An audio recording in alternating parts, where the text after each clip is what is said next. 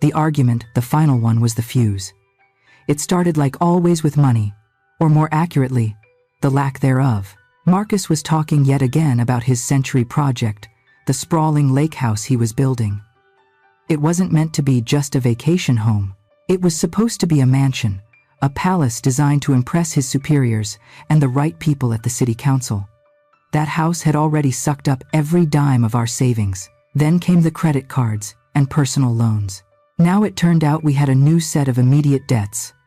"Naomi, I need another $75,000. He tossed out that morning, not even looking up from his plate of scrambled eggs. He spoke about the sum as if he were asking me to pass the salt. I froze, coffee mug in hand.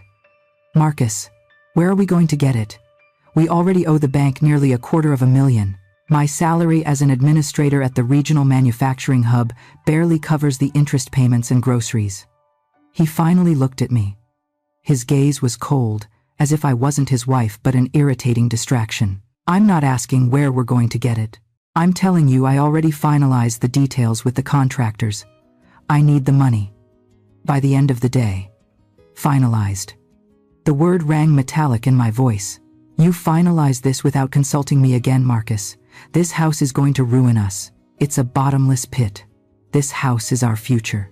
He slammed his hand on the table, making the silverware rattle. "You don't understand that because your mind works like a payroll clerk at the plant. I'm building a career. I need to be seen. I need respect. When the state senator comes to visit, he needs to see a certain level. Not your little vegetable garden." "My little vegetable garden at least feeds us," I snapped back. It was the wrong thing to say. Marcus jumped up, his face twisted with rage. "I am sick of your complaining, sick of your pettiness. You are dragging me down. I'll handle this myself. Get dressed. We're leaving." "Leaving? Where?" I asked, bewildered. "To meet with someone at his office. We need to sign some papers. I'll explain on the way, but don't bring anything." He scanned me critically. "Leave your purse and your phone. This is a confidential discussion." His tone allowed for no arguments. I had grown used to obeying him over the years of our marriage. He had systematically chipped away at my will, convincing me that I understood nothing about serious business, that my place was at home while he climbed the ladder of success. I nodded silently, grabbed a light jacket, and followed him to the car. We drove in silence. The city fell behind, replaced by dreary suburban strip malls and desolate roads. I tried several times to ask where we were going and what papers he meant, but Marcus just waved me off. His profile was taut as a wire. After about 30 minutes, he suddenly veered off the highway onto a narrow, poorly paved road that led toward some rural vacation homes. The car went another 500 yards and stopped next to a dilapidated bus shelter. There was no one around, just empty fields and a distant line of trees. "Get out," he said curtly. "Why?" I didn't understand. "Get out." I said, "We're here." I obediently opened the door and stepped onto the shoulder. The wind immediately whipped my hair around. I turned, expecting him to get out too. But Marcus didn't even turn off the engine. He just stared at me through the windshield. "Marcus, what's going on? Where is this person?" He smiled, a cruel, unfamiliar smile. "There is no person, Naomi. There's only you and your problem with money. You didn't want to help, so figure out your problems on your own." The realization dawned on me slowly, chillingly. "What do you mean?" "I mean I'm leaving you and your debts and your constant whining. I'm starting a new life, and you can start yours right here." With those words, he floored the gas.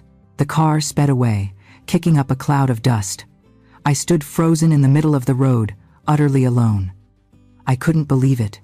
This couldn't be happening.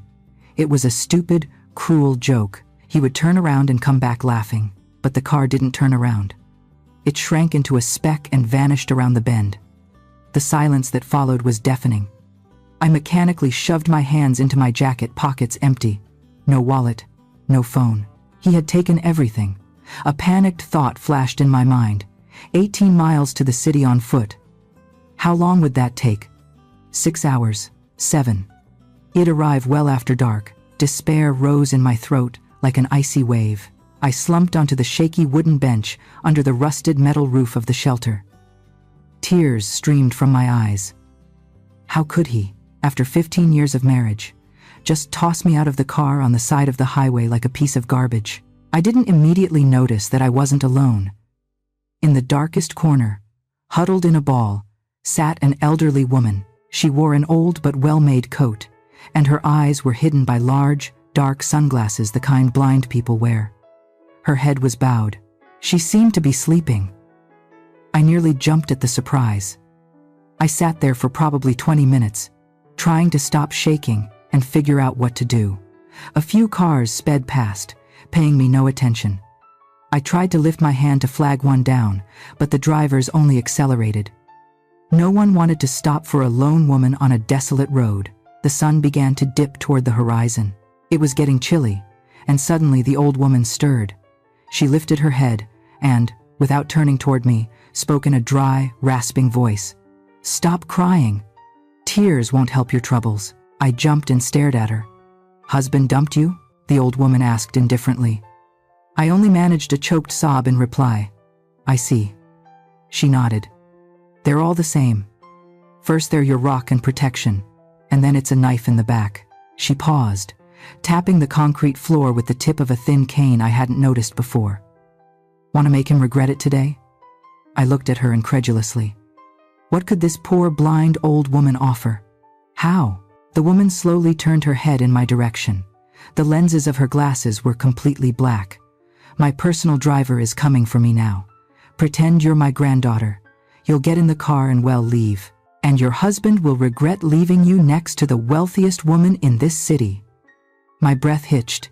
It sounded like nonsense. What wealthy woman? What granddaughter?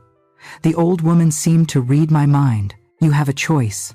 You can sit here and wait for the night, or you can get into a warm car and change your life. Decide." At that very moment, a long black luxury sedan appeared around the bend. It moved slowly, silently, like a predator. The car gently braked right at the shelter.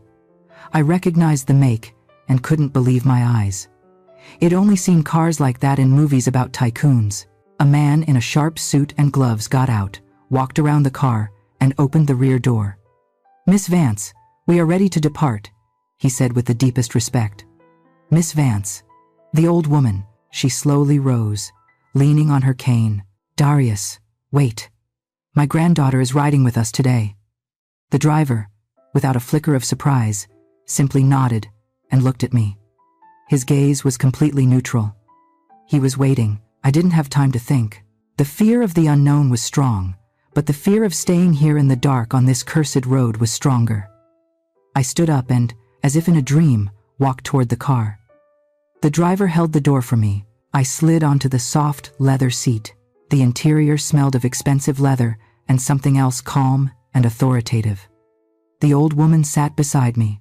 The door closed soundlessly, sealing me off from the wind, the dust, and my former life. The car pulled away so smoothly, I barely felt it. We drove in complete silence. Fields and small woods sped past the window. I had no idea where I was being taken. I expected to see a luxurious mansion in the city center, but the car turned onto a different road, then another, and soon we were in front of a towering solid fence with no windows. The gates silently parted, and we drove onto the property. It wasn't just a house. It was a fortress. A massive home of dark brick, surveillance cameras on every corner, a perfectly manicured lawn, and not a single flower. No cozy feeling, only security and functionality. The driver opened the doors for us. "Miss Vance, any instructions?" "You're free, Darius. I'll call you if I need you." We went inside. The interior was as stark and impersonal as the outside, a huge hall, expensive but austere furniture, not a single photograph on the walls. "Come in," the old woman said, pointing her cane toward the living room. I walked over and sat on the edge of a stiff sofa. The old woman remained standing in the middle of the room. She stood motionless for several seconds, and then she did what I absolutely did not expect. She removed the dark sunglasses and looked at me. Her eyes were not blind. They were incredibly vibrant, sharp and piercing, intelligent, cold, all-seeing eyes. "My name is Eleanor Vance," she said in a completely different, authoritative voice. "And you, Naomi Sterling, are 38 years old, and you work as an administrator at the steel mill. Your husband's name is Marcus Sterling. Hes 42. Hes a minor official in the city council, aiming for higher office. All correct?" I was paralyzed. I couldn't utter a word, only managed to nod. "That's good." Eleanor Vance walked to the bar, poured a glass of water, and held it out to me. "Drink. You'll need your strength." I took the glass with trembling hands. Where do you know all this from? And why? Why were you pretending?" Eleanor Vance smiled faintly. "In this city, I know everything about everyone who matters or who thinks they matter, and I was pretending because it's useful. People aren't afraid of the blind, and they say things in front of them that they'd never say to someone who can see. I often sit there observing, listening. Today I got lucky. I saw an interesting performance." She settled into the armchair opposite me. "Your husband is a parasite. A petty, ambitious, and foolish parasite. He took on enormous debt to build a showy house and throw dust in the eyes of important people. And now he decided to get rid of you and your apartment to pay for it. Am I right?" I nodded again. "The apartment. It was my parents' apartment, the only thing that was truly mine." "I will help you," Eleanor Vance stated firmly. "I will give you everything you need, clothing, a phone, the best lawyers. We will get your apartment and your good name back. But it won't be free." "What do you want in return?" I whispered. "You will owe me. You can consider it a favor or a debt. You'll decide that yourself. When the time comes, I will ask for a favor in return. But for now, you will do exactly what I tell you." "Deal." I looked into those hard, unblinking eyes. I knew I was making a deal with the devil, but the devil was offering me salvation while the husband, who had sworn to love me, had left me to die on the roadside. "Deal," I said. Eleanor Vance nodded, satisfied. She seemed not to have doubted my answer for a second. At that moment, something clicked in my mind, a memory that my brain, frightened and humiliated, had blocked until now. A picture of the last seconds at that bus stop. I remembered Marcus' car starting, how I watched it drive away, and how, even as I drove off in Eleanor's black sedan, I had cast one last look back at the spot where I was abandoned. And I saw it. Marcus' car hadn't left. It was parked about 100 yards farther down the road, hidden just around the curve. He hadn't just driven away. He had stopped. He was watching. He was observing me, making sure I was left alone, helpless, and in complete despair. He hadn't just wanted to abandon me. He wanted to savor my humiliation to the last drop. Only when another car arrived and picked me up did he finally leave. A cold horror, far stronger than despair, pierced me. This hadn't been an argument. It hadn't been an impulsive act. This was a planned, cold-blooded, cruel performance where I was assigned the role of the victim and he the audience. The realization burned inside me, displacing the tears and confusion. In their place came a cold, ringing rage. The glass in my hand trembled, and a few drops of water fell onto the expensive upholstery. I didn't even notice. My entire being was focused on one single thought. He didn't just abandon me. He enjoyed my suffering. Eleanor Vance watched the change in my expression with undisguised approval. "That's better," she said, and there was something akin to satisfaction in her voice. "Hatred is much better fuel than self-pity. You can travel far on it." She pressed a button on a small remote control lying on the table. A minute later, a woman in a severe gray dress, looking like a housekeeper from an old film, silently entered the room. "Estelle, show Naomi to the guest room. Let her take a shower, prepare clothing, undergarments, everything she needs. Size 10, I believe. And bring us dinner here to the living room. Something simple." Estelle nodded, didn't even glance at me, and said, "Follow me, please." I silently got up and followed her. The guest room was as large and impersonal as the rest of the house. In the bathroom, on the snow-white shelves, were new, unopened bottles of shampoo and shower gel. A new toothbrush lay ready. On the bed, clothing was neatly laid out. Dark trousers, A neutral beige cashmere sweater, a set of undergarments. Everything was expensive, high quality, and utterly devoid of individuality like a uniform. After showering and changing, I felt a little better. The warm water washed away some of the shock, and the clean clothes gave me a fragile sense of control. When I returned to the living room, dinner was already set on the table. Roasted chicken salad, sliced bread, and 2 more people. One was Darius, the driver. He stood by the wall, hands clasped behind his back, motionless as a statue. The second man, about 50 years old, in a flawless suit and thin-rimmed glasses, sat in an armchair. He had the face of a man who never smiled. "Naomi, sit down, eat something," Eleanor Vance said. "This is Mr. Josiah Wells, my lawyer. He will be handling your affairs." The lawyer adjusted his glasses and looked at me with dry, indifferent eyes. "Naomi Sterling, based on preliminary information, your husband committed an act that could be qualified as abandonment in a dangerous situation. However, proving malicious intent will be virtually impossible. He will claim you argued, you exited the car voluntarily, and he drove off while distraught. There are no witnesses, so forget that. That was merely the prelude." His words were precise and cold, like scalpel cuts. "The priority now is your property, specifically the apartment you inherited from your parents. This is your personal property, not subject to division in a divorce. He has no rights to it, but the fact that he took a step like today suggests he is ready to act unconventionally." "What should I do?" I asked quietly. Eleanor Vance interjected again. She picked up a new, still-boxed smartphone from the table. "This is your new phone. The number is clean, unregistered. Communication only through this. Consider your old number lost. It has only 2 numbers saved, Mr. Wells and mine. You don't need anyone else." She paused. "Now go home." I looked up at her, surprised. "Why?" "To see what he has truly done," Eleanor replied. "You think he just threw you out on the highway? That was only the beginning. You must see everything with your own eyes. Feel it, understand who you are dealing with. Darius will take you." A sense of strength mixed with fear filled me again. With such support, I felt almost invulnerable. I had the best lawyer, I had a patroness, who clearly the entire city feared. Marcus was just a small-time official. What could he possibly do? Darius drove as smoothly and silently as the first time. We entered the city, which was already sinking into evening twilight. Familiar streets, houses, shops, and then our block. My heart pounded faster. "I'll wait here," Darius said emotionlessly as I got out of the car. I nodded and walked toward the entrance. My hands were shaking a little.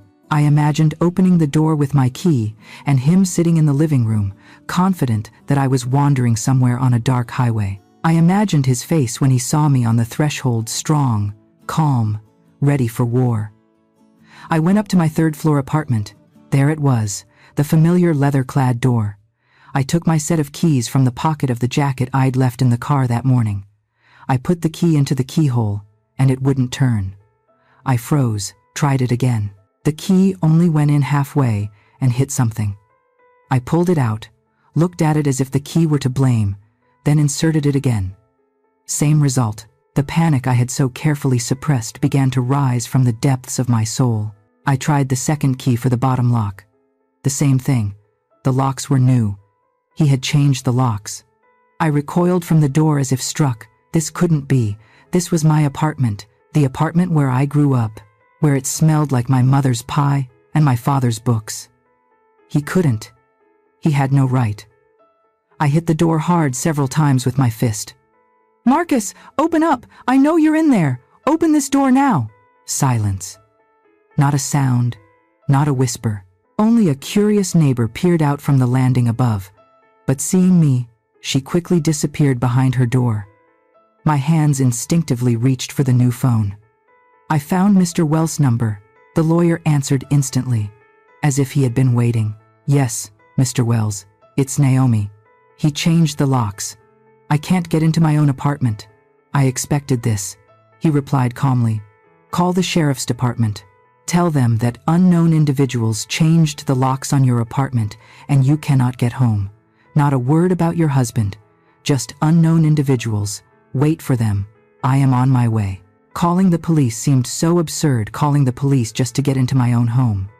I dialed 911 and explained the situation to the dispatcher with a trembling voice. They promised a squad car would arrive. The wait was agonizing. I sat on the steps, huddled, staring at my door, which had suddenly become alien and hostile. After 20 minutes, 2 officers appeared on the landing, a young deputy with a tired face and his older partner. "You called?" the deputy asked lazily. "What's the situation?" I stood up and tried to explain. "This is my apartment. I came home and my keys don't work. The locks have been changed. Do you have the documents for the apartment? Your ID?" the older officer asked. "Everything's inside," I replied helplessly. "I left this morning without my purse." The deputy scoffed skeptically. "I see. Well, we can't legally break down the door. Maybe you sold it. Or maybe relatives live here." Just then, the entrance door downstairs slammed, and fast footsteps sounded on the stairs. Marcus appeared on the landing, but he wasn't alone. Walking beside him, holding his arm, was a young, beautiful woman in an elegant business suit, Tiffany Chambers, the district attorney's daughter. I knew her from the city events I sometimes attended with my husband. Marcus looked calm and confident. He even feigned concern on his face. "Naomi, there you are. I've been looking everywhere for you. Why aren't you answering your phone?" He addressed me, but his eyes were on the officers. "Gentlemen, is something wrong? This is my wife. She's going through a difficult period. A bit unstable." Tiffany stood silently beside him, eyeing me with contempt. And then, I saw it. Around Tiffany's neck was a thin gold chain with a small, irregularly shaped pearl. It was my mother's pendant, the one valuable piece of jewelry I kept in a box in the bedroom. Tiffany, catching my eye, casually touched the pearl with her fingers. A slight triumphant smile touched the corners of her lips. "Your wife claims she can't get into the apartment," the deputy said, and his tone had already changed. He was looking at the respectable, confident man, not the disheveled woman without documents. "That," Marcus sighed sympathetically. "Yes, I was forced to change the locks for her own safety and ours. We're divorcing. Naomi has been having episodes of aggression lately." He took a few papers from a folder and handed them to the police. "This is a copy of the divorce petition. And this is a restraining order. She's forbidden to approach me or this apartment. Her doctor strongly recommended it." I stared at him, my vision darkening. Divorce. Restraining order. Doctor. What lies?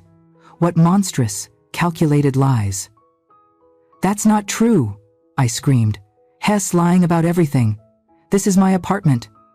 "Calm down, Mom," the deputy said sternly, examining the papers. "This is all official. It has a seal." At that moment, Mr. Wells came up to the landing. He nodded silently to me and addressed the officers. "I am Naomi Sterling's attorney. What is happening here?" Marcus scanned him with an appraising look. "And who might you be?" "My client cannot access her own property. According to the documents, the apartment belongs to her by right of inheritance." "It was her property," Marcus corrected calmly. His eyes gleamed. He had been waiting for this moment. He was relishing it. The older officer, having finished reading the last paper, looked up and glanced at me with ill-concealed pity. "Mom, I'm afraid you no longer have rights to this apartment. According to this document filed with the county recorder's office, you are no longer the owner." Mr. Wells frowned. "What document? Show me." Marcus, with the same mocking smile, handed him another sheet. The lawyer quickly skimmed it. His face became impenetrable for the first time.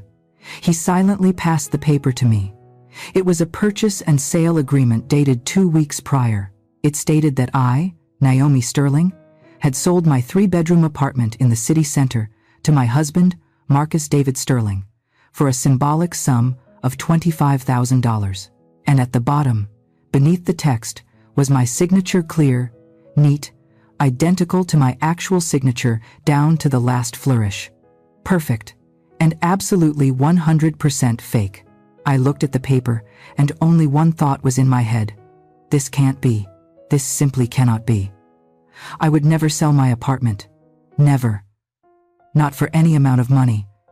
This is forgery, I whispered, unable to tear my gaze from the fake signature.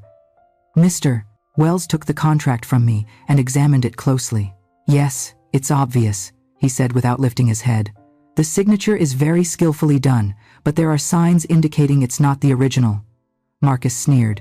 Don't make me laugh, counselor. All my documents are in order, notarized. If your client had a change of heart, that's her problem. This contract has no legal force, Mr. Wells stated firmly. We will file a police report for document forgery and fraud, and I am confident that an expert analysis will confirm we are right. Go ahead and file. Marcus shrugged.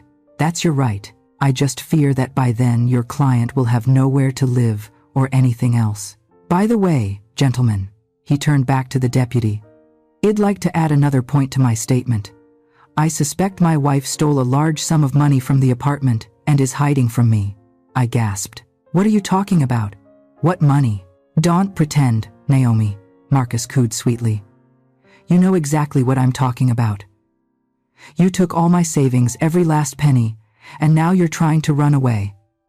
That's a lie, I screamed. I didn't take anything. The officers exchanged glances. The situation was getting more and more complicated.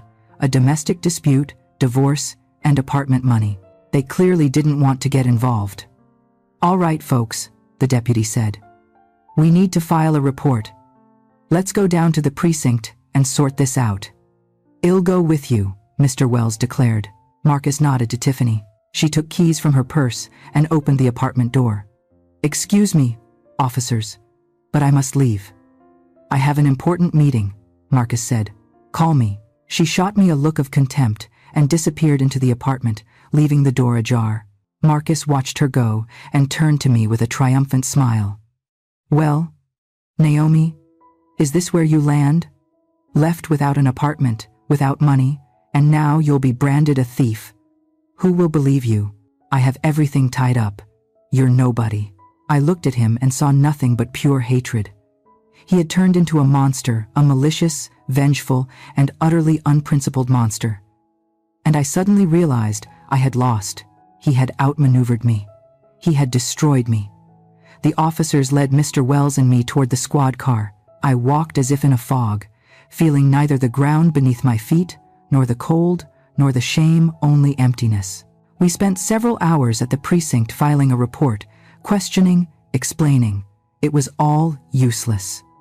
The police were clearly siding with Marcus. They asked me leading questions, pressured me, tried to confuse me. Mr. Wells tried to object, but they wouldn't listen to his arguments. Finally, in the early morning, they let us go. I left the precinct completely shattered and drained.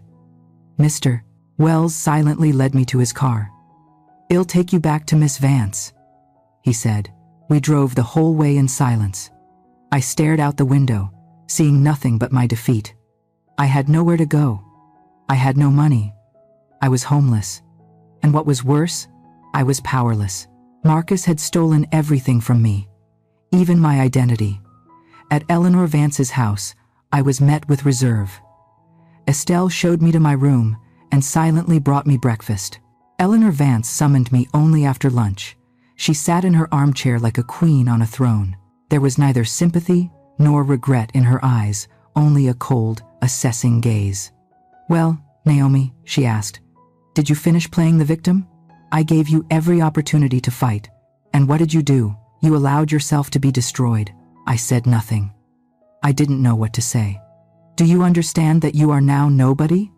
Eleanor Vance continued. Homeless, jobless, with a ruined reputation. Your husband did everything to destroy you, and I must admit, he succeeded. What should I do? I asked quietly. What should you do? Eleanor Vance sneered contemptuously. Sue. File a claim in court. Prove that the purchase and sale agreement is fake. Demand an expert analysis. Hire detectives. It's long, expensive, and most likely useless. Your husband has everything locked down. You'll waste a year of your life and a heap of money. And in the end, you'll accomplish nothing. But what should I do then? I cried out in desperation. Fight! Eleanor Vance cut in. But not in court. All's fair in love and war. Reputation is the most valuable thing you have left. And it can be used. Marcus wants everyone to think you're an alcoholic and a thief. Fine. We will make sure everyone sees who he really is, how publicly he's playing politics. He wants to be a respected man. Then, we will attack his reputation. We will make his name synonymous with corruption and deception. But how can we do that? He has everything locked down. No one will believe me. Belief is irrelevant, Eleanor Vance replied. What matters is that people talk about it. What matters is that his name is on everyone's lips. What matters is creating a public outcry so massive that even his patrons can't protect him. She paused, looking at me with her piercing eyes. Tomorrow there's a charity gala downtown. All the city's elite will be there, politicians, businessmen, officials. And your husband is giving a speech. That's your chance. What do I need to do? You need to go there, Eleanor Vance replied, and ask him just one question publicly, in front of everyone. And that question must be one he cannot answer. What question? You'll find out. Eleanor Vance smiled. Now go get ready. Estelle will give you a dress. You must look flawless. You must show everyone that you are not broken. You must be a queen. I left Eleanor Vance's study with a sense of vague unease. I didn't know what awaited me. I didn't know what I was supposed to do. But I knew one thing. I would no longer be a victim. I would fight. Estelle did bring me dresses, evening wear, elegant, perfectly fitted. She also did my hair and makeup. When I looked at myself in the mirror, I didn't recognize myself. Before me stood a different woman, strong, confident, ready for battle. Darius drove me to the building where the gala was taking place. People in evening attire were milling around the entrance. Music played and camera flashes popped. I got out of the car and, head held high, walked toward the doors. I felt as if I were walking a tightrope, aware of the gazes of hundreds of eyes. People recognized me, whispered, and looked back. But no one dared to approach. I entered the hall and froze. The luxurious decorations, the crystal chandeliers, the exquisite appetizers, it all seemed like a backdrop from someone else's life. I saw Marcus. He was standing on the stage, surrounded by important officials and businessmen, speaking into a microphone. His face shone with smug self-satisfaction. I began to make my way toward the stage. People parted before me, as if I were a ghost. I could feel my heart pounding in my chest. I had to do this. I had to ask that question. Marcus finished his speech, and the hall erupted in applause. He came down from the stage and headed toward the exit. This was my chance. I intercepted him right at the door. "Marcus," I said loudly. He flinched and turned around. Seeing me, he was speechless for a moment. His face twisted with fury. "What are you doing here? How did you get in?" "Tell me, Marcus," I said calmly, looking him straight in the eyes. "Where did you get the right to sell my mother's apartment?" Silence fell over the hall. All eyes were fixed on us. Marcus went pale. He tried to say something, but the words caught in his throat. And then, as if from nowhere, Tiffany stepped between us. She grabbed Marcus' arm and pulled him aside. "Don't pay attention to her," Tiffany said loudly, addressing the crowd. "She's drunk. She doesn't know what she's saying. She has a mental disorder." She pulled her phone from her clutch. "See for yourselves." She pressed a button, and the sound came from the phone speaker, the sound of a drunken, slurring voice. My voice. An image appeared on the phone screen. I saw myself sitting at a table at some party. I was drunk. I was laughing, mumbling something, and incoherently singing some song. The video had been filmed a few weeks earlier at my nephew's birthday party. I remembered that evening. I had had too much wine, but I hadn't done anything wrong. I was just having fun. Tiffany stopped the recording. "See?" she said, looking at the crowd. "She doesn't even remember what happened last night. What makes you think she knows anything about paperwork?" A silence fell over the hall, but this was a different silence, not tense and expectant, but sympathetic and judgmental. Someone chuckled. Someone else snorted contemptuously. Someone shook their head. I felt my face burn with shame. I wasn't just embarrassed. I was humiliated. I had been made a laughingstock, trampled into the dirt. Tiffany smiled triumphantly. You see what she's really like? A miserable, drunken woman who is trying to ruin the life of a successful man. Don't believe her. She's lying. The crowd began to disperse. People turned away from me as if I were a leper. No one wanted anything to do with me. I stood alone in the middle of the hall, humiliated, disgraced, and crushed. My attempt to fight had turned into a complete failure. Marcus and Tiffany had won. They had destroyed me completely and irrevocably. I didn't remember how I left the hall. The snickers and whispers merged into a single buzzing swarm that followed me to the exit. I stood on the cold porch, hugging myself, watching the cars drive by. I wanted to disappear, to dissolve, to sink into the ground. At that moment, the familiar black sedan stopped silently beside me. Darius got out, opened the back door, and simply looked at me. No words, no questions. He just waited. I silently got into the car. We drove the whole way to Eleanor Vance's estate in complete silence. I stared out the window at the city lights, but only saw my reflection in the glass, a woman in an expensive dress with smeared makeup and empty eyes. Eleanor's plan had failed. No, I had failed it. I was a victim again. Only this time, a public one. The next morning brought new blows. First, my boss from the plant, Mr. Thompson, called me. His voice was dry and official. Naomi Sterling. Good morning. Due to the current situation and the public scandal that could damage our company's reputation, management has made a decision. You are on indefinite suspension without pay. But, Mr. Thompson, that's not true. I tried to object. It's all slander. I don't know. He cut me off. And I don't want to know. We run a serious business, not a place for family disputes. The documents will be sent to you by courier. Goodbye. The line went dead. I was fired politely, legally, but it was a termination. I tried to call my only close friend who worked in the same department as me. The phone rang, but no one picked up. An hour later, a short text arrived. Naomi, sorry, I can't talk right now, and please don't call me again. I have a family and kids, and I don't need problems. I had become a pariah. Marcus and Tiffany had turned me into a social outcast overnight. Eleanor Vance summoned me only that evening. She was furious, but her anger was not directed at Marcus. You're weak, she spat out as soon as I crossed the threshold of her study. I put a weapon in your hands, and you let him knock it out of your grasp and use that same weapon to beat you. You stepped into the ring and gave up after the first punch. But what could I do? I whispered. She showed that video. You should have been ready for it. Eleanor interrupted. Didn't you know your husband? Didn't you know what kind of treachery he was capable of? The lawsuit for signature forgery is now an empty threat. Mr. Wells has already found out everything. The experts in our city are bought. They will conclude that the signature is genuine.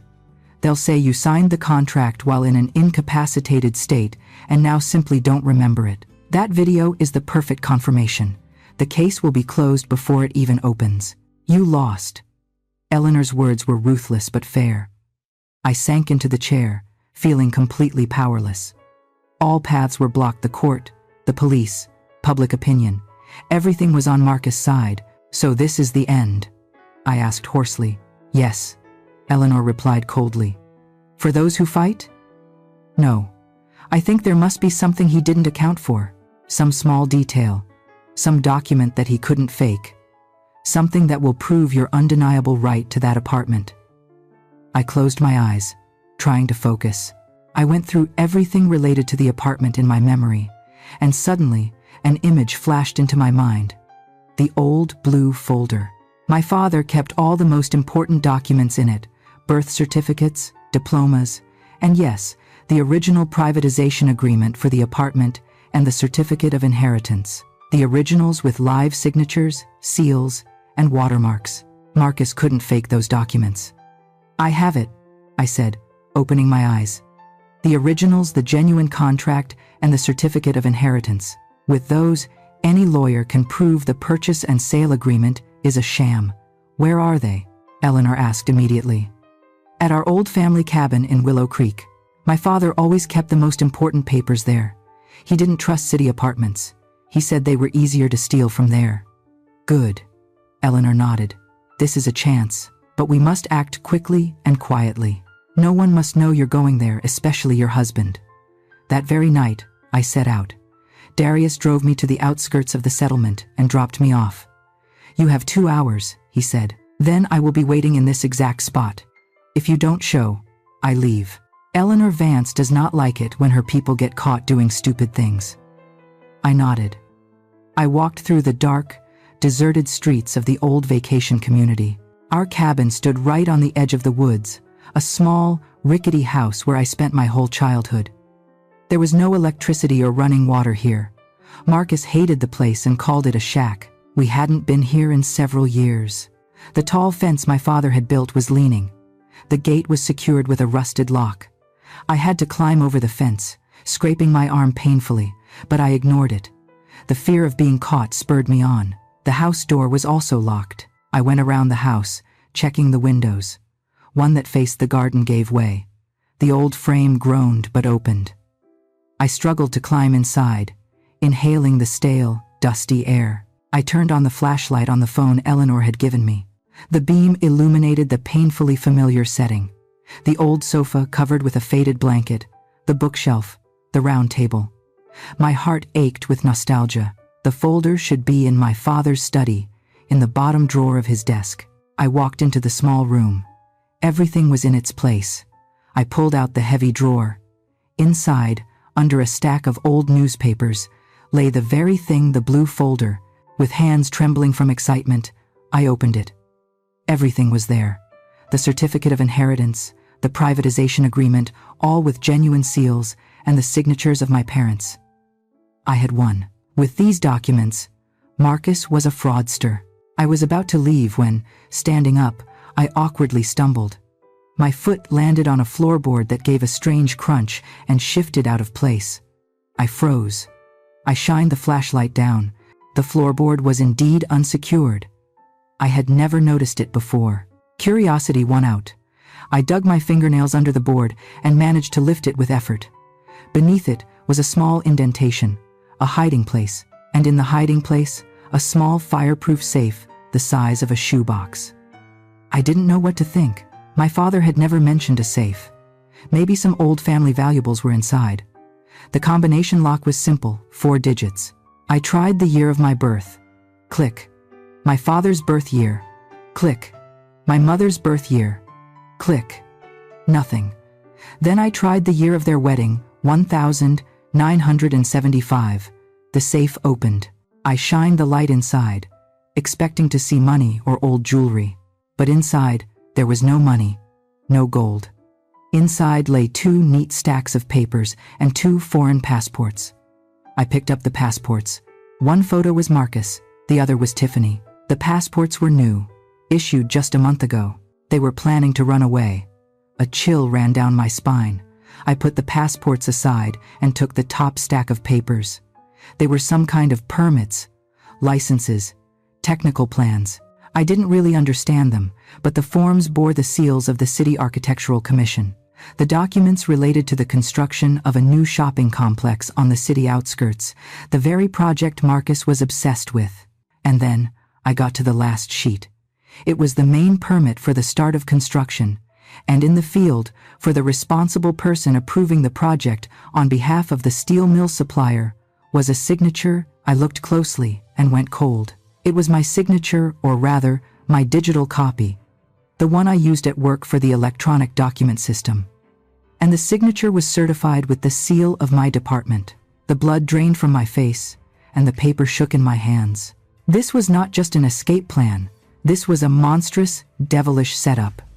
Marcus wasn't just stealing my apartment to pay off debt. He was pinning a massive multi-million-dollar fraud scheme involving municipal land and construction contracts on me. If this scam were exposed, all the threads would lead to me, to my signature on the main document. He would get the money, leave the country with his mistress, and I would be sent to prison for long years. Panic overwhelmed me. This was scarier than losing the apartment. It was scarier than public humiliation. This was a threat to my freedom, my life. I frantically grabbed the phone. I had to call someone. But who? Eleanor? To tell her I had stumbled into a situation even dirtier than before? The police wouldn't even listen. Only one name was in my head, the only relative who, it seemed, was still on my side. The only one I could trust unconditionally. My fingers, disobedient, dialed the number. "Hello?" A sleepy voice answered the phone. "Tia?" I whispered, choking with terror. "Tia, it's me. I need help immediately." A few seconds of silence hung on the other end, broken only by Tia's sleepy breathing. "Naomi, my God, where are you? What happened?" Your voice. "Tia, listen to me carefully," I whispered, glancing at the dark windows of the old cabin as if someone might be listening. "I don't have time to explain everything over the phone. We need to meet right now. It's a matter of life and death." "What? What are you saying?" "Marcus said you left, that you had problems." "Marcus is lying." I interrupted her, and steel rang in my voice. "He's lying about everything, Tia. He set me up. He wants to send me to jail. Please meet me. Tell no one, not Mom, not friends, and especially not him." I heard my sister take a fearful breath. "Okay. Of course. Where?" "In 1 hour, at the all-night diner on Central Avenue. You know the one? It's small. No one will be there now." "Yes, I know it. I'll be there." "Naomi, hang in there." I hung up and slipped the phone into my pocket, grabbing the blue folder with the apartment documents and the second terrifying stack of fraud papers. I climbed out the window, scrambled over the fence somehow, and almost ran to the spot where Darius was supposed to be waiting for me. We met in the semi-empty diner, which smelled of coffee and baked goods. Tia was already sitting at the farthest table, fearfully watching the door. Seeing me, she jumped up. "Naomi, what's wrong with you? You look awful." I sank into a chair and put both folders on the table. My hands were shaking. "Tia, I don't have much time." I pushed the blue folder toward her. "These are the originals for the apartment. With these, I can prove the sale agreement is fake." Tia sighed with relief. "Thank goodness." "Well, then everything will be resolved. Let's go to the lawyer." "No." I cut her off. I opened the second folder and spread the sheets with the fake permits on the table. "This is the main problem. Look here." Tia leaned over the documents. She stared at the blueprints and seals for a long time, not understanding. "What is this?" "It's a scam, a major construction fraud." And this, I poked my finger at the last page, my digital signature. "He stole it from my job. He pinned all of this on me. He stole the apartment to get the money for his escape, and I'll be left here to take the fall for everything." These are their foreign passports. They were getting ready. Tia looked at the signature, then at the passports, and her face slowly went white. She raised her eyes to mine, filled with horror. "Oh my God, Naomi. But how? Why? He's not a monster." "He is a monster, Tia. A major one," I answered hollowly. "And now I don't know what to do. If I give the apartment documents to the lawyers, he will immediately use this. I'll be arrested the same day. I'm trapped." Tia sat silently, holding her head in her hands. It was clear she was thinking intensely. Suddenly she looked up. "There's one person, my college classmate. Remember? I told you about him? Andrew. Has a really good lawyer. Now works in New York. Runs his own firm. Has not connected to our city, our prosecutors, or our judges. He doesn't owe anyone here anything. And he owes me. I helped him out a lot with a case once." I looked at her hopefully. "Do you think he'll help?" "I'm sure of it," Tia whispered excitedly. "Listen, here's what we'll do. You must not be seen with these papers. They are too dangerous. Give them to me. I'll call Andrew today, explain everything to him. Tomorrow morning I'll take the first train and deliver everything to him personally.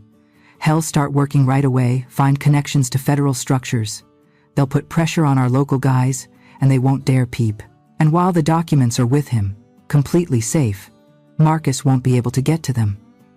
The plan seemed reasonable. Giving the documents to an independent lawyer who wasn't connected to the city's corruption network was the only right move.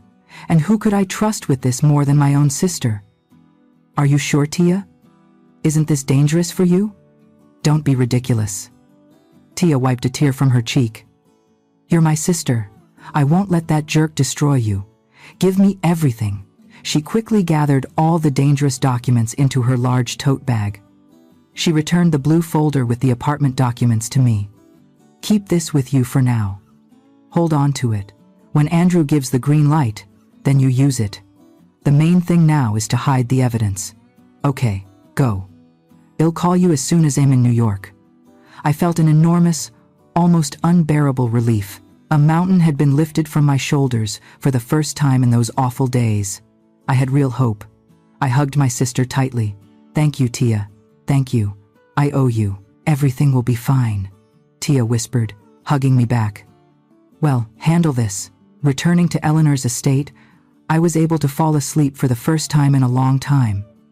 I hid the folder with the apartment documents under the mattress and fell into a deep, dreamless sleep. It felt as if the nightmare had finally begun to recede. I woke up to a sharp, demanding knock on the door, not the door to my room, but the front door of the house. It was still early morning. I heard Estelle quickly walk down the hall, then low male voices sounded.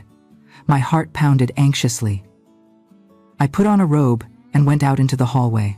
3 men were standing in the hall, 2 in police uniform and 1 in plain clothes with a stern, determined face.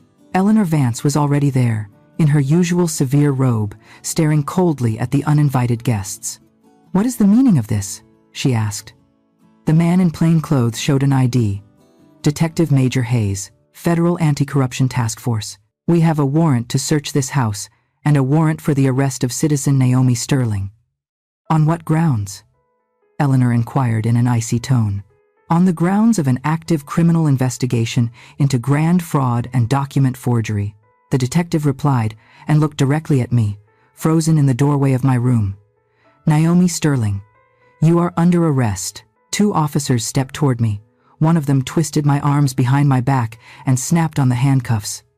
The cold metal burned my wrists. Everything happened as if in slow motion. We also have precise information on the location of the documents we are interested in. They're here. He nodded to his men. And they, ignoring Eleanor, headed straight for the guest room. A minute later, one of them came out holding the blue folder, the very one with the apartment originals. But how? What does this mean? Eleanor asked the detective. It means, he replied with a smirk, that your guest is not so simple. Not only does she sign phony permits for multi-million-dollar construction projects, but she also keeps the original documents for the apartment she supposedly sold on her person, preparing to blackmail her estranged husband. No doubt it all adds up. I was led toward the exit. Humiliation, fear, and complete incomprehension mixed into a bitter knot in my throat. As I was being led out of the house, Major Hayes pulled out his phone and called someone. Yes, everything is in order. We have her. The subject and the documents are secured, thanks to our anonymous informant for the precise location. Very valuable information. I was put into the police car. As the door slammed shut, I cast one last desperate glance at the porch and froze. Detective Hayes walked out from around the corner of the house. He slowly approached a black sedan parked a little distance away. A man was waiting for him by the car, young, well-dressed, in an expensive suit.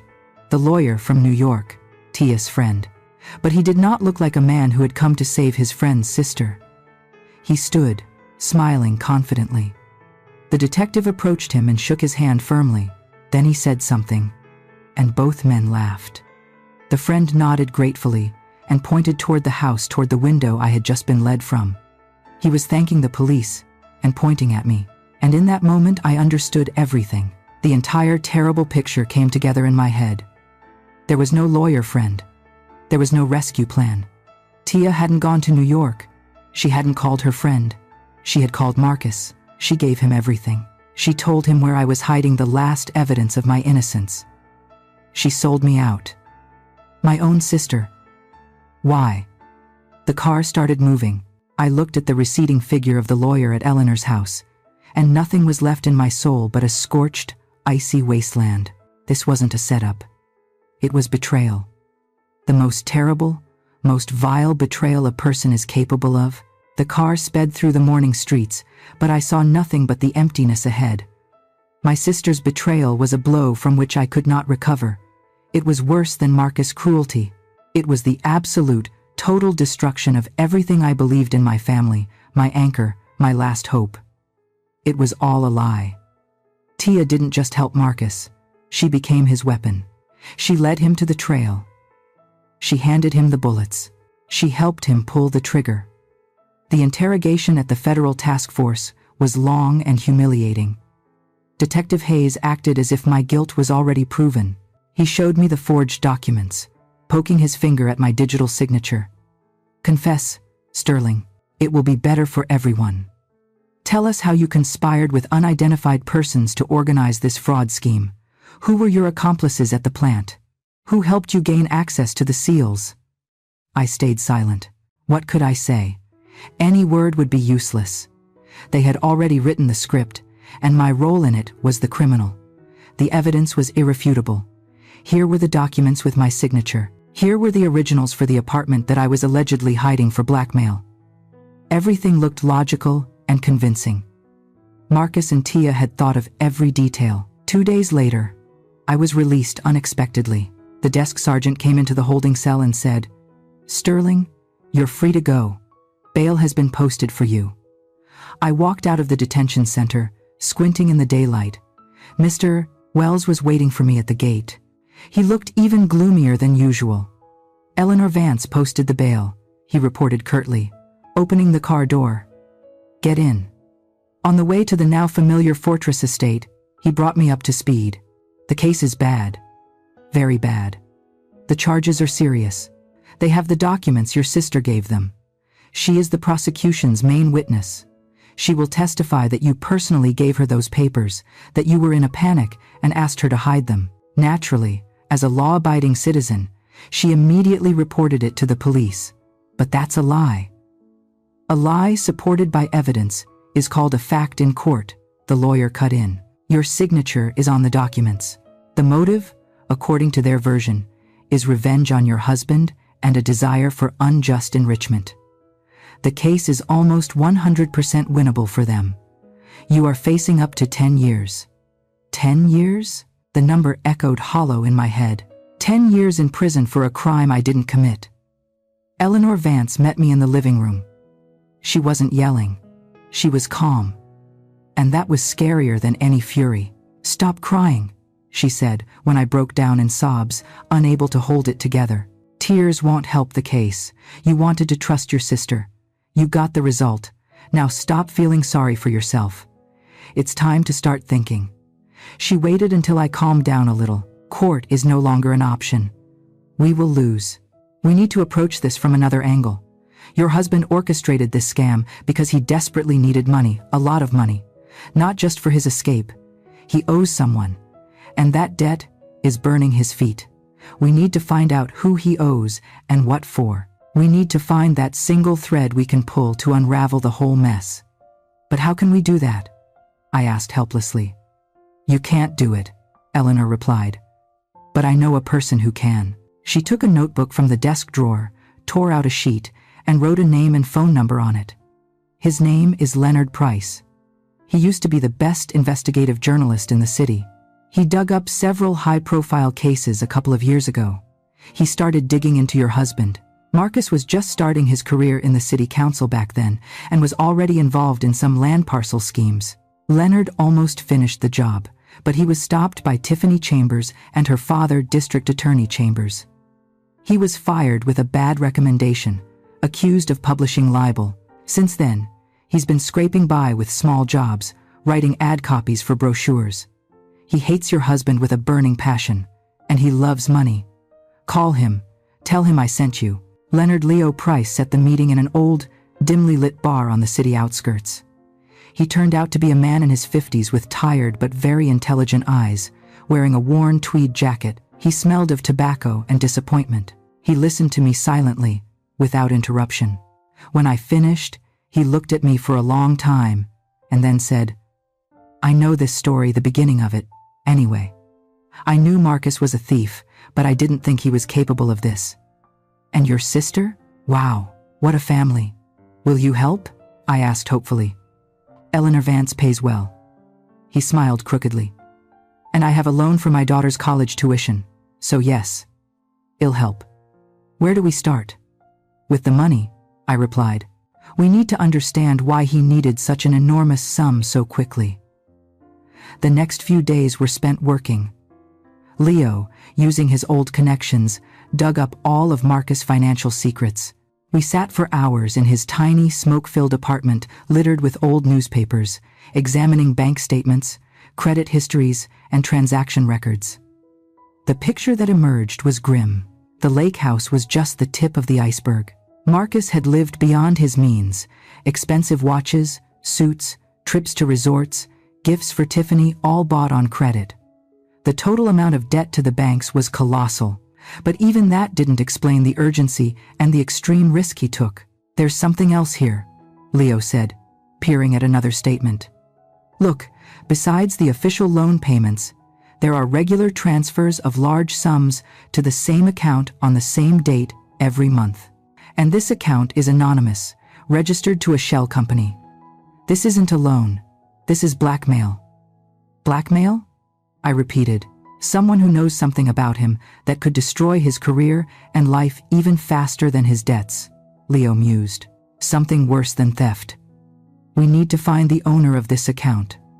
But that was almost impossible. We hit a wall. Leo tried to trace the account through his channels, but without success. All traces were cut off. I was in despair. I went over the events of the last few weeks again and again, trying to find some kind of clue, and suddenly, I remembered a tiny, insignificant detail that I had barely noticed at the time. The day I was abandoned at the bus stop, Eleanor's driver, Darius, when he got out of the car to open the door for me, I smelled his cigarettes, sharp, spicy, very distinctive, and I saw the pack he pulled from his pocket, black with some kind of gold crest. I had never seen cigarettes like that before. I told Leo about it. "It's probably silly," I said. "There are no silly details in our business," he replied. "Any detail can be a key. A black pack with a crest. Sounds like something rare, high-end." The next 2 days were dedicated to staking out Marcus. We took turns waiting in Leo's car near the city council building. It was boring and exhausting.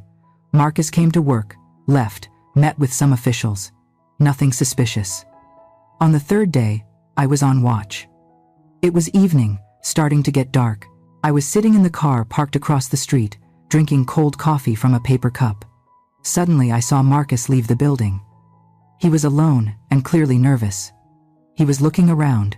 A minute later, an inconspicuous man in a gray trench coat approached him. They talked quickly. Marcus took a thick envelope from his briefcase and handed it to the man. The man shoved the envelope into his pocket without counting and walked away quickly. "That's him. The blackmailer." I grabbed the phone to take a picture of him, but it was already too dark, and he was quickly walking away. I jumped out of the car and rushed after him, trying to keep my distance. The man in the trench coat walked to the corner, turned into a quiet alley, and stopped next to a parked car. It wasn't Eleanor's black limousine, just an ordinary dark sedan. The man got into the passenger seat. The driver's side door opened, and someone got out of the car. I hid behind a tree. My heart was pounding in my throat. The driver took a pack of cigarettes from his pocket and lit one in the light of the street lamp. I saw the pack black with a gold crest. It was Darius, Eleanor Vance's driver. He finished his cigarette, tossed the butt, and handed the blackmailer another envelope through the window. The man took it, and the car immediately drove away. I stood behind the tree, and the ground was sinking beneath my feet. The picture that formed in my head was so monstrous that my mind refused to accept it. Eleanor, my savior, my patroness, the person who gave me hope, wasn't just helping me. She was the director of this spectacle. She was pulling the strings on both sides. The blackmailer, who had driven Marcus to desperation and forced him into crime, worked for her. The driver who coincidentally appeared at that bus stop and saved me was her accomplice. This wasn't help. It was a game. A big, cruel game in which Marcus was the target and I, Naomi, was merely a weapon, a pawn, moved across the board to strike the enemy king. Eleanor used me to settle some old scores with Marcus. I stood behind the tree long after both cars had left. The cold evening air burned my lungs, but I didn't feel it. Everything inside me was numb. My sister's betrayal had shattered my faith in family. Eleanor's manipulations destroyed my faith in salvation. I was alone. Completely alone, surrounded by enemies and puppet masters.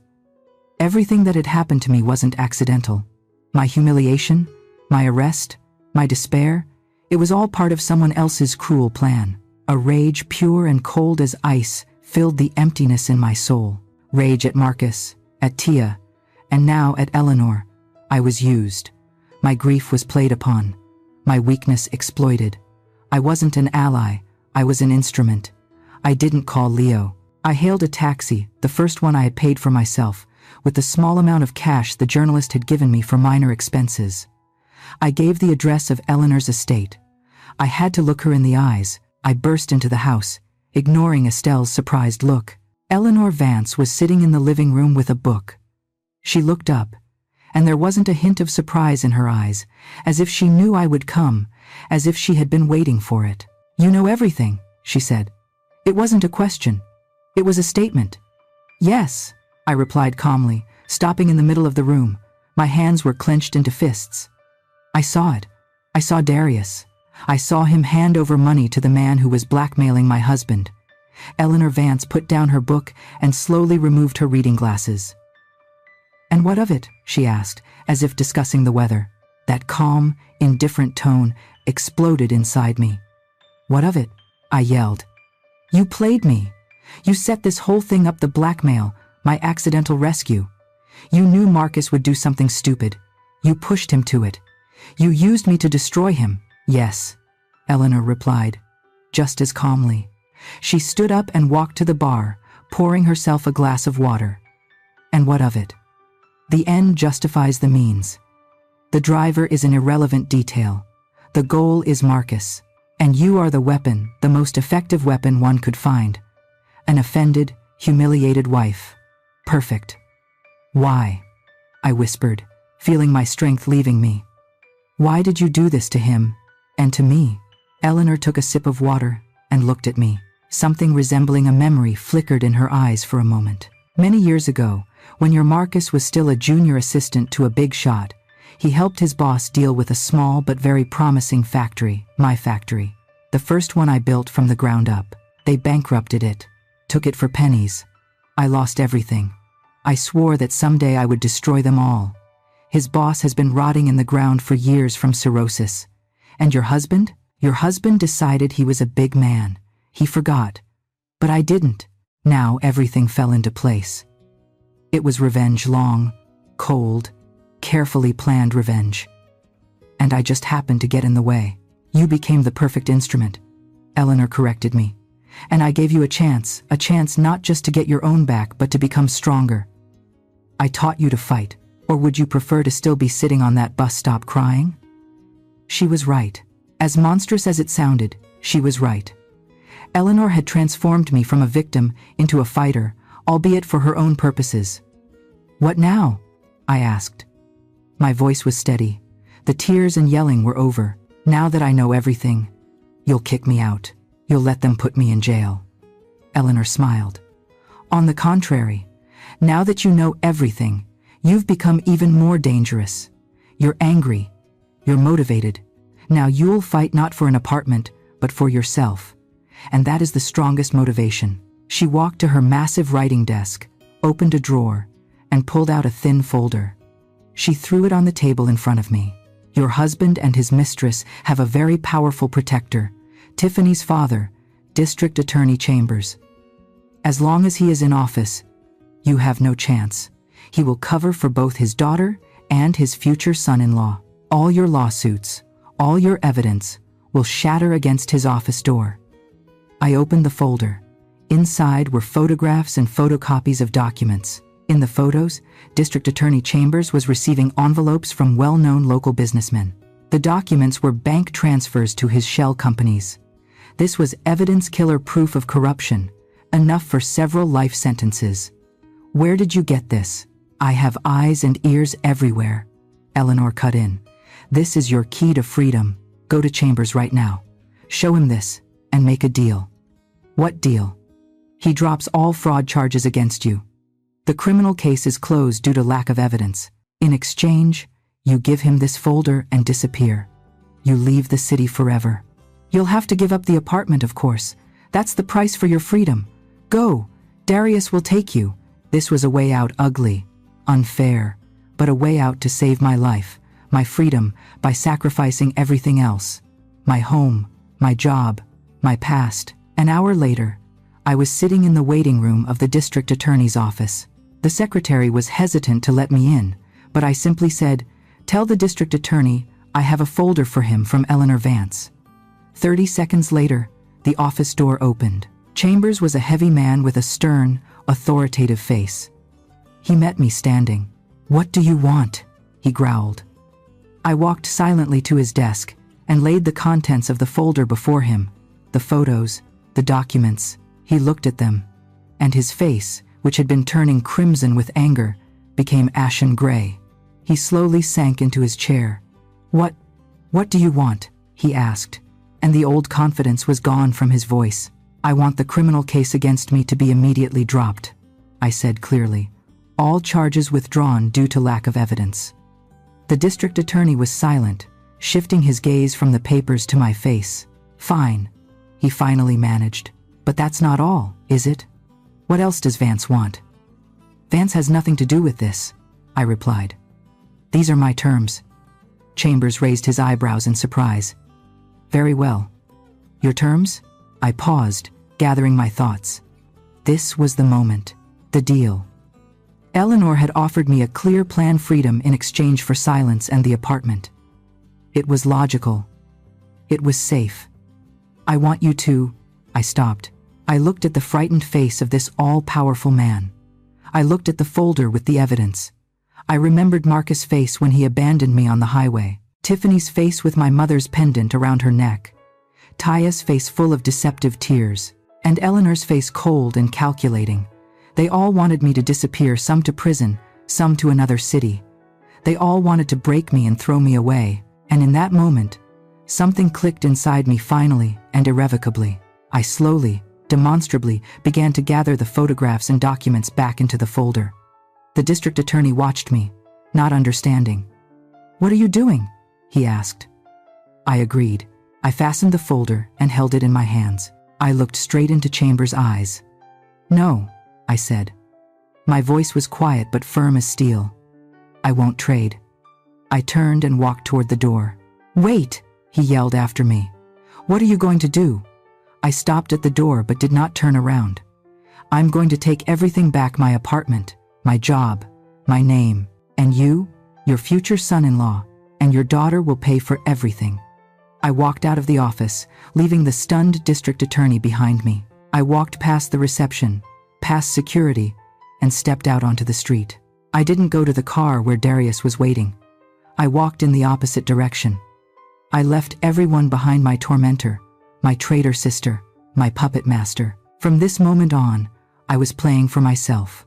I walked down the street without a destination. The wind whipped my face, but I didn't feel the cold. Everything inside me was burning. The decision I had made in the district attorney's office wasn't impulsive. It had been growing in me all these days as my world crumbled. First I wanted justice, then survival. Now I wanted retribution, complete and final. I reached the first cheap coffee shop I saw, sat at a table by the window, and took out my phone. The wad of cash Leo had given me for expenses was in my pocket. I ordered the strongest coffee and dialed his number. "Leo? It's Naomi. We need to meet right now." He arrived 20 minutes later, as always in his worn jacket and smelling of tobacco. He sat down opposite me and looked at me questioningly. "Well, what did Vance say about your little late-night discovery?" "She confirmed everything," I answered in a level voice. "She was playing her game and offered me a deal: give up the district attorney in exchange for my freedom and leaving the city. Leo whistled. Now that's a turn of events. But that's a way out for you. Unfair. Of course, that they'd take the apartment. But you'd be free. I refused, I said. Leo choked on his coffee. He stared at me as if I were crazy. You refused? Are you in your right mind, Sterling? That was your only chance. It was her chance, I corrected him. A chance for her to finish her revenge and toss me away like a used shell casing. I'm not playing other people's games anymore. Now, I'm playing my own. And I need your help. I took the folder with the evidence against Chambers from my bag and put it on the table. This is my ace. But I'm not going to trade it. I'm going to use it to take everything from them. Leo carefully opened the folder. His eyes widened. He quickly closed it and looked around nervously. Do you understand that you're holding a bomb that could blow up the entire city? That's exactly what I plan to do, I replied. My gaze was cold and resolute. Leo looked at me and saw a completely different person, not the frightened woman he had met a few days earlier. This woman was dangerous. What do you propose? He asked, and there was respect in his voice. They think they've got me cornered. I began to lay out my plan. They're sure ill, either go to jail or run away, and they are in a hurry. They need to finalize the apartment sale and leave the country as quickly as possible before their construction scam is exposed. Their weakness is greed and haste. That's what we'll exploit. The plan was daring and risky. It required perfect execution. First, Leo, using his old journalistic skills, prepared a small news item. It appeared 2 days later in an inconspicuous column of the local business newspaper, the City Sentinel. The headline was neutral. Foreign investors show interest in frozen regional construction projects. The text mentioned that a certain Swiss investment group, HVDC to Capital, was exploring investment opportunities in commercial real estate and was particularly interested in the new shopping complex project on the city's outskirts, the very project I was implicated in. That's not enough, Leo said when he showed me the newspaper. They might not even notice. We need a bigger lure. Well, have one, I replied. Now we need to make sure this news reaches them personally and not just news, a concrete offer. But an offer required money, a lot of money, to make the bait believable.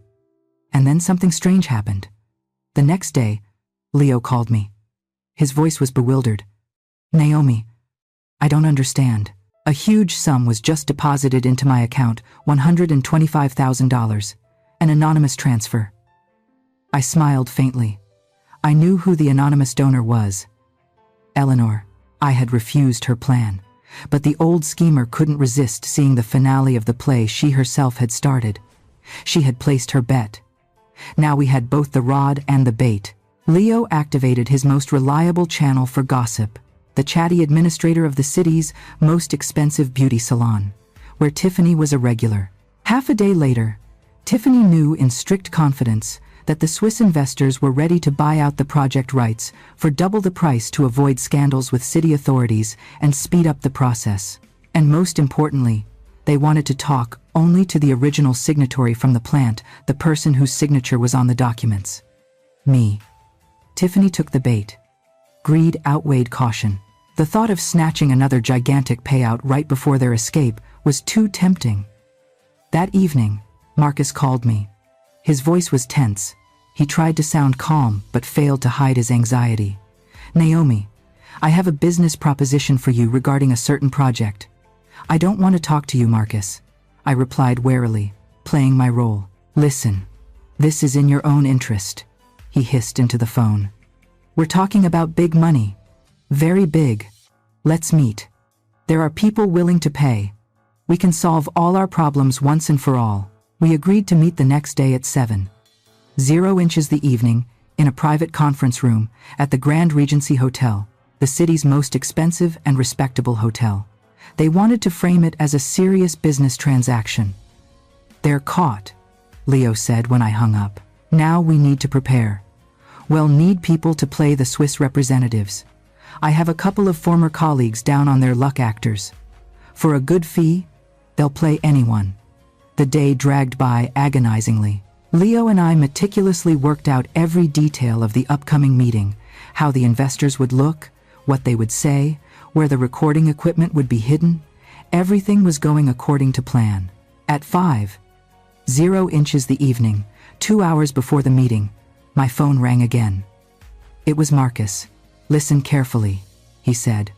And there was no more fake business-like tone in his voice, only a cold, authoritative command. Change of plans. Everything inside me went cold. What happened? Nothing happened. It will be safer for everyone this way. No hotel. We're meeting somewhere else. Where? I asked, although I already guessed I was about to hear something bad. You'll come to the plant, your old office, at 7 p.m. You'll come alone. You will bring all the documents, your ID, and a notarized transfer of rights for that project in your name. The investors will transfer the money to us. We will give you your share in cash. But why at the plant? My voice trembled. It's empty in the evening, he replied in an icy tone. Precisely. Fewer unnecessary eyes. And don't you dare do anything stupid. Come alone. We will be waiting. He hung up. I sat with the phone in my hand, staring into space. Leo was looking at me, waiting for an explanation. They changed the location. I said hollowly, the plant. My office at night. It's a trap, he instantly realized. They want to get rid of you. Naomi, we can't go there. We have to call everything off.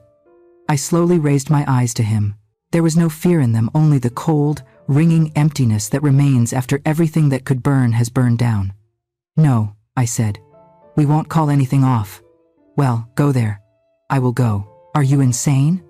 Leo jumped up. They'll kill you. That's what they want, I replied calmly. They expect to see a frightened victim who comes alone to a dark, empty building, and they will see her. We're just going to change the ending of their play a little. I stood up and walked to the window. The plan that had crystallized in my head was insane, but I had no other. Leo, we don't need your actors anymore. We need real spectators. Call the number I'm about to give you. Say that Naomi Sterling is speaking. Say that tonight, at the regional manufacturing hub, a bribe transfer and a confession to grand economic fraud will take place, and that the district attorney is involved in the case. I wrote Eleanor's phone number on a piece of paper. She'll understand what to do. She won't miss a finale like this, I smirked. This is her investment. And now the most important thing. I need to make one call. I took out the other phone, a simple button-operated one that Leo had bought me for secrecy. I found a voice changer app online. It was a desperate, almost theatrical move, but I had to try. I dialed Marcus' number, activated the program, setting the tone to sound like my sister Tia's tearful, hysterical voice. Hello? Marcus answered, irritated. Marcus? Marcus? It's me, I screamed into the phone with the altered voice, mimicking panic. I'm in trouble. The police? They're asking questions about our conversation, about the documents. What? Marcus was clearly rattled. Calm down. What questions? They're asking where I got those papers. They're talking about some kind of scam. Marcus, you promised everything would be clean. You promised to pay off my loans. You confirmed it, don't you? You do confirm everything. Just calm down, Tia. He hissed into the phone. Yes, I confirmed everything. All your debts are settled. The apartment is almost ours. The money will be delivered tonight. Calm down and keep silent. Understood? Don't tell them a word. And Tiffany and her father hell cover for us. Well, use him. And then we won't need him. Marcus threw out maliciously. As soon as we cross the border, I'll shut him up. Don't worry. He won't be able to do anything. That's it. Don't call me again. I pressed disconnect and saved the recording. That was all I needed, a confession to everything. Bribing my sister, the apartment scam, the fraud, and even the plans for the district attorney. At 6:45, I drove up to the plant gate. I let the taxi go and walked alone through the dark, echoing gates. The security guard at the gate, alerted by Marcus' call, silently let me through. I walked across the vast dead territory. A light was only on in the windows of my old administrative building. I went up the stairs to the second floor. The door to my office was slightly ajar. I pushed it open and walked in. All three of them were there. Marcus, standing by the window, Tiffany sprawled in my desk chair, and District Attorney Chambers sitting on a visitor's chair. His massive body seemed to fill the entire space, making the already small office as cramped as a cage. "Well, look who decided to join us, the business lady," Tiffany drawled, sizing me up from head to toe. "Came alone. Good girl. Did you bring the documents?" I silently placed the folder with the notarized transfer of rights on the table. Marcus immediately snatched it, checking it greedily.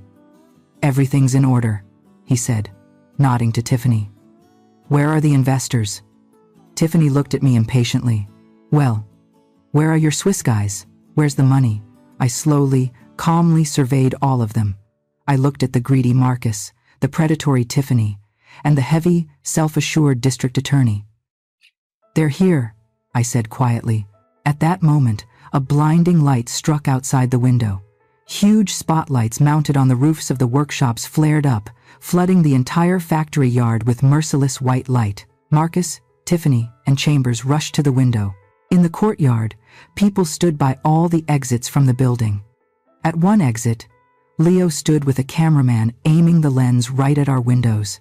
At another, two men in sharp business suits stood federal agents. "What is this?" Tiffany shrieked. Chambers understood everything instantly. His face turned an earthy gray. "It's a setup," he roared. Marcus, insane with fury and fear, turned and lunged at me. "I'll kill you." But I was ready. I stepped aside, and he flew past me, crashing into the filing cabinet. At the same moment, I pulled out my phone and hit the playback button. The small speaker filled the silent office with the recording of my conversation with Marcus Tias, hysterical, tearful voice, and his irritated, smug responses. Everything was played. The bribing of my sister, the apartment scam, the fraud, and most importantly, his promise to shut up the district attorney as soon as they crossed the border. Chambers' face contorted. He looked at Marcus with such hatred that it seemed he was ready to incinerate him on the spot. At that moment, the office door flew open, and the federal agents appeared in the doorway. "Everyone, stay put. Federal Anti-Corruption Task Force is in operation." Chambers straightened up, trying to regain his authoritative demeanor. "Do you know who I am? I am the district attorney of this city." "We know," the lead agent replied calmly. "That's why we're here. Mr. Chambers, you are being detained on suspicion of abuse of power and concealment of economic crimes." Two other agents entered the office and snapped handcuffs onto the district attorney's wrists. Tiffany screamed, but it was a scream not of fear, but of savage rage. She turned and punched Marcus across the face with all her strength. "You loser!" she shrieked, pummeling him with her fists. "You ruined everything. You destroyed everything. I hate you." The agents pulled her away. Marcus stood completely crushed, holding his head in his hands. He too was taken by the arms and led toward the exit. He was broken completely, and finally, several weeks passed. The sound of the drill was the best music I had heard in months. A locksmith was finishing the installation of the third, most secure lock on my front door. The old locks Marcus had broken were lying on a newspaper in the hallway. I stood by the window in my living room, looking out at the city. The apartment was mine entirely. The criminal case against me had been closed. The testimonies of Marcus and Chambers, who, in a desperate attempt to reduce their sentences, had begun to sink each other, had put everything in its proper place. The phone rang. It was Mr. Thompson, my boss from the plant. "Naomi Sterling. Good afternoon. I'm calling as promised. The order for your appointment has been signed. Starting Monday, you are the head of the planning department." "Thank you, Mr. Thompson. I won't let you down." "I have no doubt of that," he replied. "You essentially saved the plant from a huge scandal and financial loss. It's the least we could do." I hung up. Head of the planning department, the very department that Marcus' scam had nearly destroyed. Now I would rebuild it. The locksmith in the hallway finished his work. "All set, Mom. Ready for inspection." Couldn't be safer. I took the new set of keys heavy and solid. I ran my fingers over the cold metal. It was over. I had been through hell, but I had emerged as someone different. I had lost my husband, my sister, and my faith in people, but I had found myself. I was home. And now I decided who could enter my door. And that, dear listeners, is how this difficult and highly intense story ended. It's a story of betrayal, deceit, but also of incredible strength of spirit. We saw how Naomi transformed from a broken and humiliated victim into a person who dictates the rules of the game herself. But the main question that remains after the finale is this: did she do the right thing to defeat the monster? She had to become tough, calculating, and perhaps even ruthless herself. Does the end justify the means? What do you think? Should she have gone all the way, risking everything? Or would it have been better to accept the district attorney's deal and start a new life in another city, leaving the evil unpunished? What would you have done in her place? We are very interested to hear your opinion. If you have any remaining questions about this story, if something seems unclear, or if you simply want to share your thoughts, please be sure to write about it in the comments. If this story resonated with you, please support us by liking this video and subscribing to our channel so you don't miss new, equally gripping stories. Every one of your likes and comments helps our channel grow. All the best. At the end of this video, a box will appear in the middle of the screen. Please click on this box. Our other most interesting stories will be there. You know, before I end this video, I want to talk to you for a moment. Not as a narrator, not as someone telling a story, but just as someone sitting across from you, reflecting on what we just experienced together. Because stories like this, they don't just come and go, they stay. They linger in your mind, in your chest, in that quiet space where you start asking yourself questions you didn't expect. I remember the first time I came across a story like this.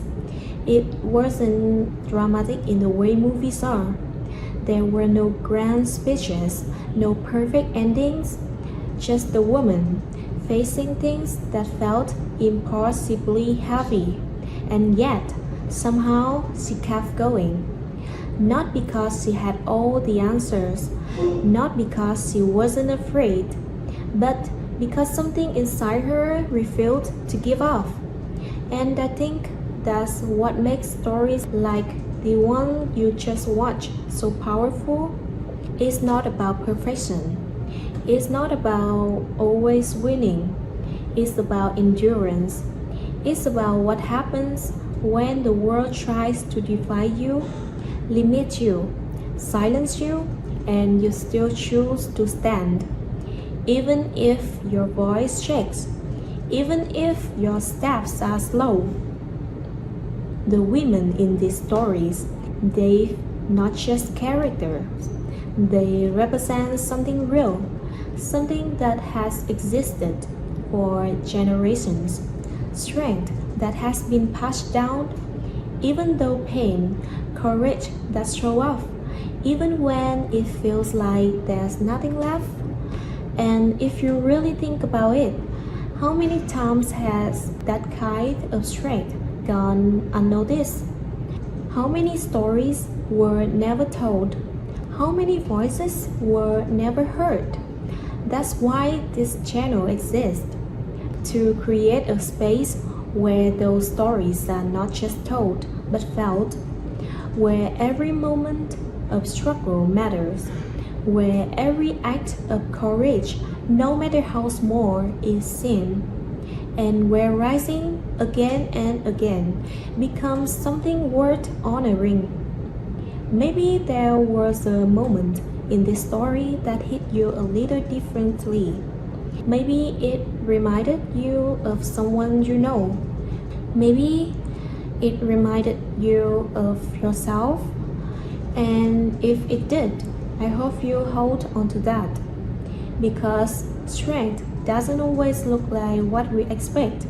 Sometimes it looks like surviving one more day. Sometimes it looks like walking away.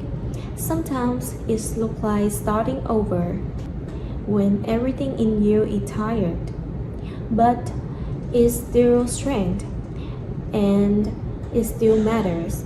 So As you leave this video, don't just move on to the next thing right away. Sit with this for a second. Think about the journeys you just witnessed. Think about what it represents. And most importantly, remember that every story like this is the reminder of something powerful. That no matter how many times someone is pushed down, no matter how many systems try to break them, there is always the possibility of rising again. If this story meant something to you, I'd love for you to stay with us on this journey, because there are so many more stories waiting. Stories that will challenge you, move you, and maybe even change the way you see the world just a little bit. Thank you for being here with me, truly. And until the next story, take care of yourself, keep your heart open, and never forget how powerful it is to rise, even when it's hard. Bye.